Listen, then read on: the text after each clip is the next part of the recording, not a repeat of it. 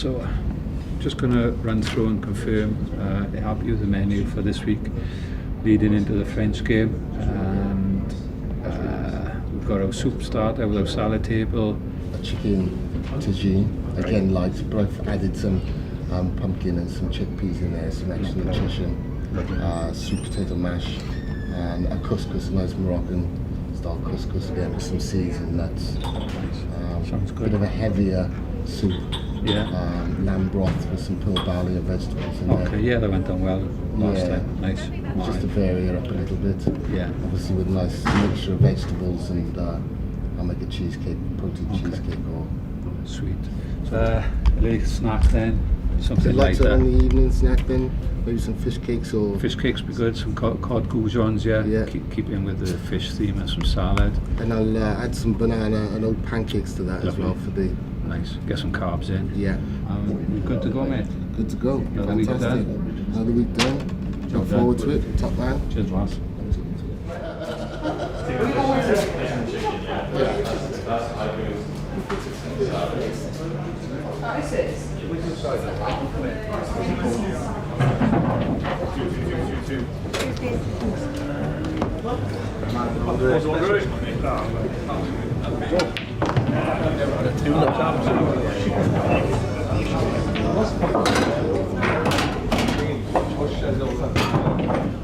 Today we'll have a lamb and pearl barley broth.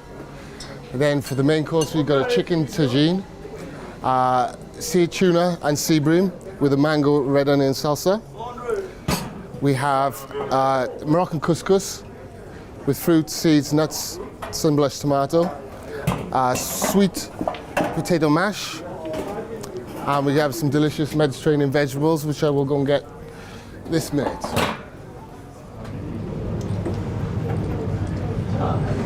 So some beautiful, colourful Mediterranean roasted vegetables.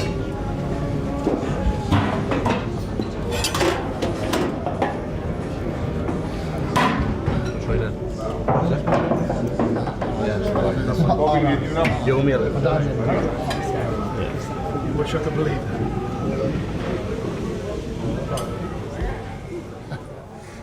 that. Roast chicken breast, Caesar salad, build your own, and a selection of wonderful delights on the salad station as well. How's it looking, guys? Oh, outstanding. Andre, on fire, bud. Thank you very much. I'll pay you later. On a typical meal, I would go through about 20 kilos of meat. That's a mixture between fish and meat, often chicken or beef.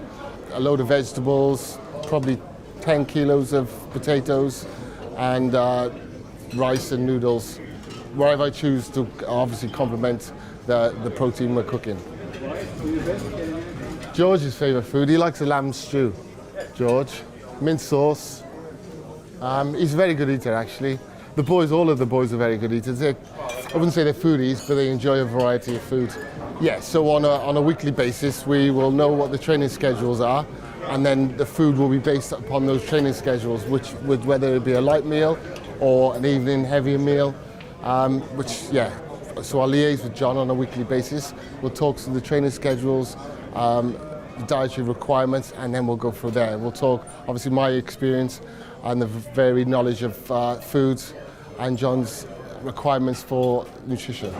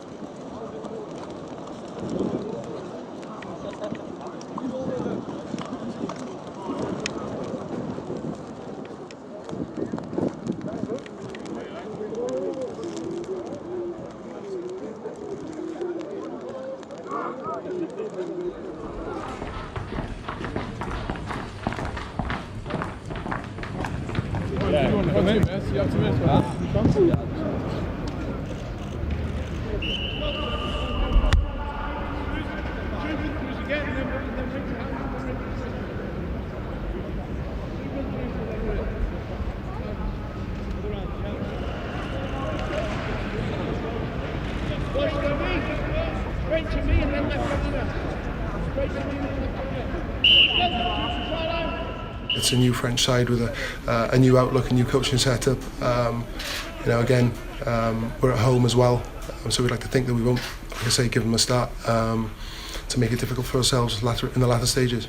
Obviously, last year the conditions was probably more telling on the impact of the game for both sides. Obviously, we probably started cold in the quarter-final of the World Cup after a tough game against Fiji the week before. We don't want to think or rely on a home advantage, but ultimately the messages would be stick to process, stick to the things that we probably didn't do to give whatever opposition team the ascendancy in a game and go on from there. It's not about overreacting or worrying. Sometimes you have to stick to task, and that's what we did in those two previous encounters. After 2 wins, they'll be relishing the opportunity to come to the Principality Stadium in the middle of the Six Nations after a fallow week, another fallow week to come. I think they'll be relishing the opportunity. I know I would be. I am because I'm at home, like we've said. So I'm sure they'll be relishing.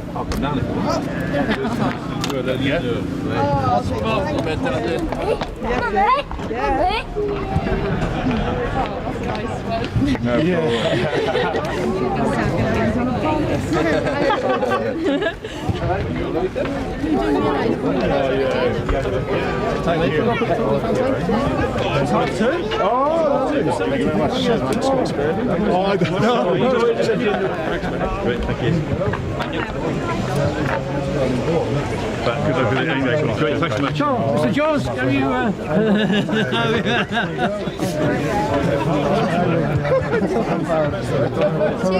You always miss that, man. After all, I wait, look. It's wild.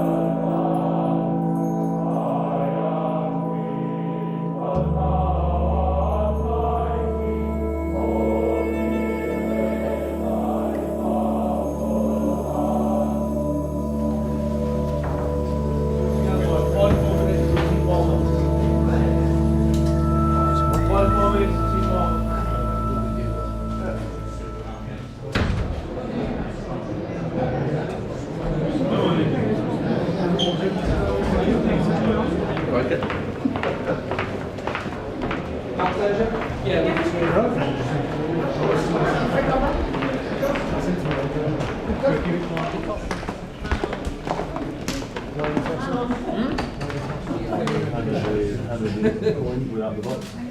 Ali wins shout, tosses and you shout, okay? This one.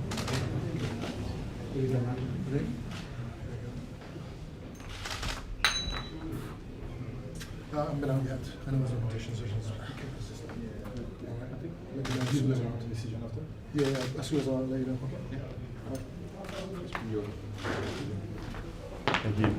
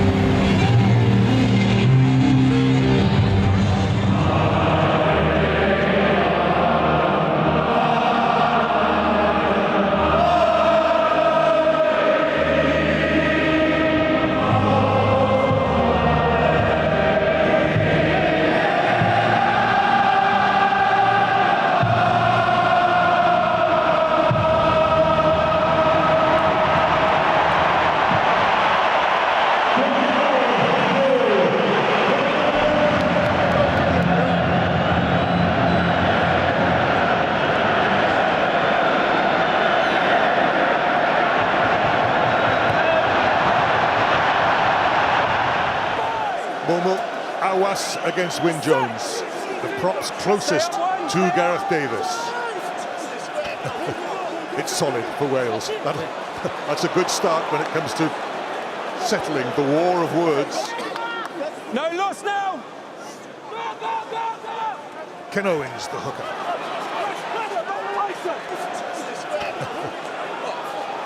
Siggy by, didn't wriggle away fast enough. It's a penalty advantage to Wales.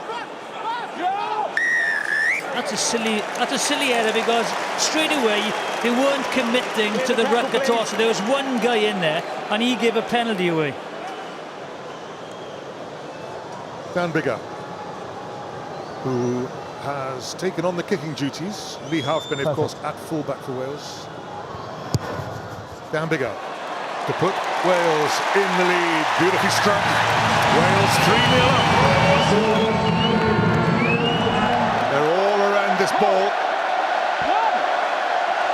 Tipper it. We have a penalty advantage to Wales. 3 easy points on offer. And Wales, at this precise moment, will probably take them. You know, I'd like to see a little bit of counter-attack in rugby, but the line The chase is so good. Dan Biggar takes the 3 points on offer thanks to the penalty kick. Wales 6. Real pressure. The two line-out jumpers, 7 Charles Ollivant and 6 Francois Cross. And then presumably a lot of heavyweight shoving. Oh no, they've gone for the front peel. And it's worked brilliantly for France. Paul Willemse, the second row. Still a knock-on, only a knock-on. Lee Halfpenny still down. Play goes on around him. Nick Tompkins chases the little dink forward. He finds Gareth Davis. Men in support. Johnny McNichol. McNichol twists, turns. No, wrong way. Nick Tompkins goes the other way. It's still on for Wales. Another change of direction. Ken Owens leaves it for McNichol. They're getting a little extravagant. Alan Wynne-Jones does get the ball. Excellent pass to Josh Adams. It's a penalty advantage to Wales. Moriarty digs it out. Referee caught up in the action. Will take the penalty. They regroup quickly and Dupont stops the to go left. I just didn't think you had a clear. You had one hand on it. I need to see you trying to lift it. That's all. That's right, yeah. But I didn't call you off because I thought you were doing a good job. Have that. How good is this from Alan Wynne-Jones here? He buys all the time in the world, manages to make the offload.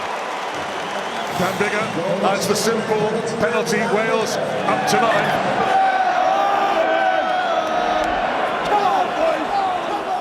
A lot of forwards out here. Ken Owens is the last one. Outside him, Johnny McNichol, one-on-one. McNichol, held by Vakatawa, gets the pass away. It's dropped. And the half will end. But we have an absolute cracker on our hands in Cardiff. 17 points tonight. What a match. What a physical game.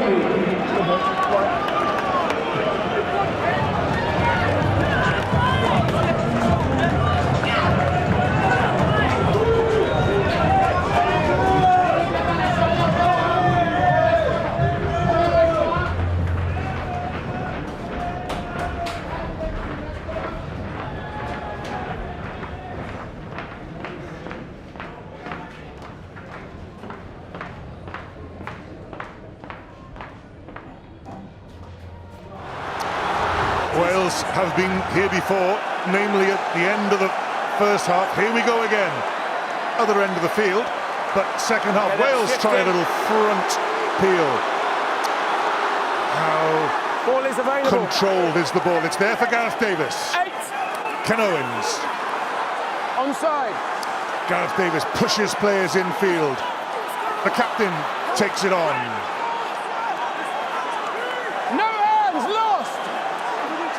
Falatau with a pickup and the ship on, and Wales are at the line but not yet over it. Davis again. Ken Owens waits, goes in low. Still not there. Davis again. Hadley Parks arrived at pace. Dylan Lewis for the line. The prop scores his first try for his country.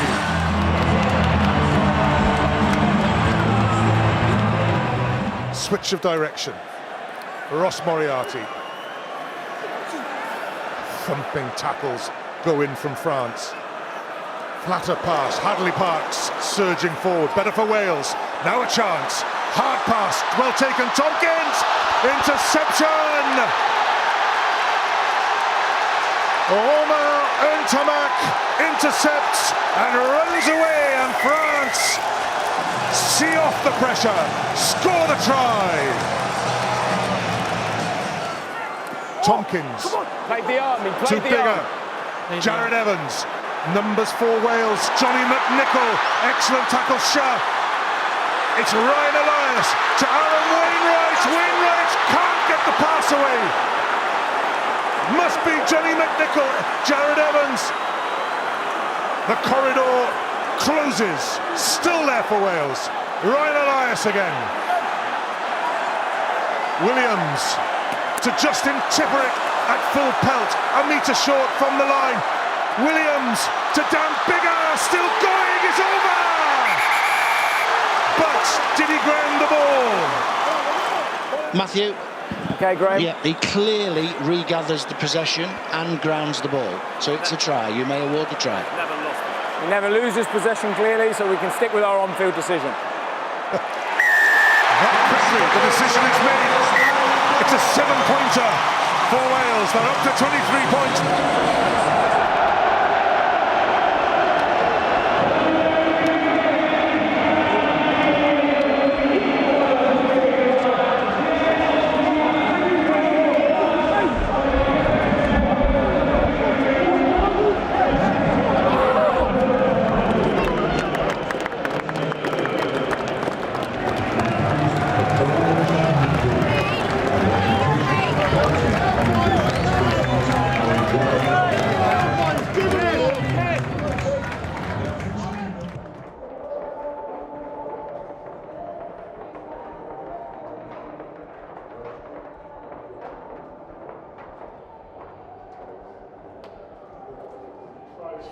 Yeah, just gutted really. You know, there was a lot of positive to take away from that game. Obviously, we had a hell of a lot of possession. Just obviously converting those points in key moments. Obviously, a couple of decisions didn't go our way either, which didn't help. Yeah, look, it's been great. You know, obviously chatting with Will this week, and you know, he's been really good about the place as well. And you know, massive congratulations to him as well, obviously on his first cap. I think we're back in on Tuesday, so we've got a couple of days now to get the body right, and I'm sure it'll be a tough training week this week coming up, and obviously just all geared towards the England week starting obviously the following Monday. So you know, it's always our biggest grudge match, and yeah, hopefully there'll be plenty of Welsh fans there cheering us at Twickenham.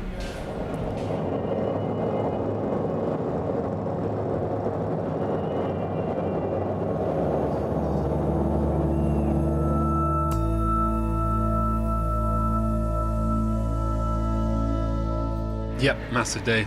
Very proud. The day I'll remember for a long time. My Welsh family are here today. My dad's Welsh, born and brought up here. Moved to England when he was 18, and then I was brought up there. Lived in England, but felt a calling back to Wales for rugby the whole way through.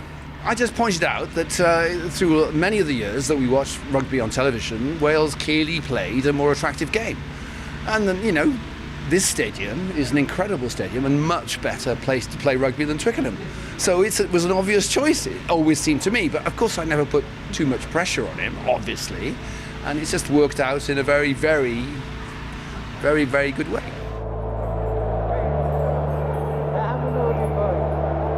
Oh, it was a bit of a roller coaster, to be honest. Like, being on the bench is always up and down, like you're kind of living the game before you actually get to be involved in it. So I was actually a bit relieved when they kind of give you the nod and say you're going on.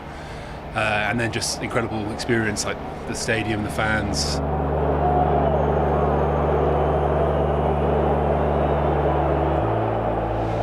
The Welsh do two things really well, apart from rugby. They sing and they cry. And if you push me to answer that question honestly, I'd probably end up crying. It's a special day. You know, this, like I've always said, this wanted to test myself at the highest level, so to be able to play test rugby today was a dream come true, and do it in a Welsh shirt was extra special.